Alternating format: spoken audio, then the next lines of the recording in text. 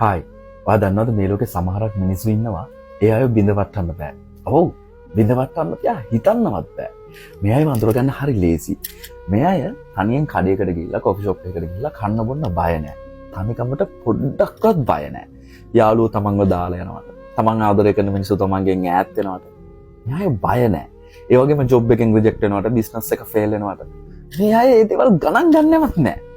සරලම කියනවා නම් රිජෙක්ෂන් වලින් මේ අය හොඳට පත්තියම් වෙලා තියෙන්නේ.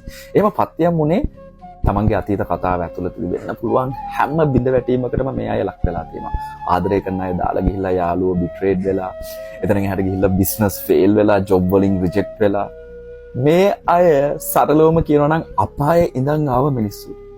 අපායේ ඉඳන් ආව මිනිස්සු මේ ලෝකෙ විඳින්න පුළුවන් දරුණු තුන් වේදනා හැම දෙයක්ම විඳපු මිනිස්සු.